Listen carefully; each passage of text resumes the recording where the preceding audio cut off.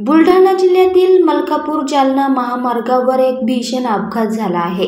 भरधाव एसटी बसने मेरा खुर्द फाट्यानजीक दुचाकीला पाठीमागून जोरदार धडक दिली। या धडकेत दुचाकीस्वार दोघांचा घटनास्थळीच मृत्यू झाला असून एक जण गंभीर जखमी झाला आहे। याबाबत अधिक माहिती अशी की राजू खोलगडे वय 45, नंदू सगट वय 37 अशी मृतकांची नावे आहेत, तर ज्ञानेश्वर धुमाळकर वय 40 हे जखमी झाले आहे। तिघेही केळवणीतील रहिवासी आहे।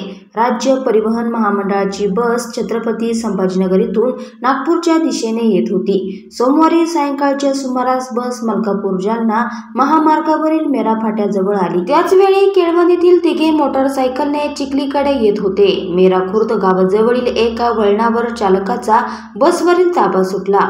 तेवढ्यात बसने समोरील दुचाकीला पाठीमागून जोरदार धडक दिली। अपघात इतका भीषण होता की दुचाकीवरील तिघेही दूर फेकले गेले। या अपघातामध्ये दोघांचा जागीच मृत्यू झाला। अपघातानंतर महामार्गावर वाहनांच्या लांबच लांब रांगा लागल्या होत्या। त्याचबरोबर घटनास्थळी नागरिकांनी मोठी गर्दी केली होती। स्थानिकांनी ह्या घटनेची माहिती पोलिसांना दिली। अपघाताची माहिती मिळताच अंधेरा पोलिसांनी तातडीने घटनास्थळी धाव घेत पंचनामा करून दोघांचे मृतदेह शवविच्छेदनासाठी चिखली येथील रुग्णालयात पाठवण्यात आले। जखमीला वैद्यकीय उपचारासाठी रुग्णालयात दाखल करण्यात आले आहे।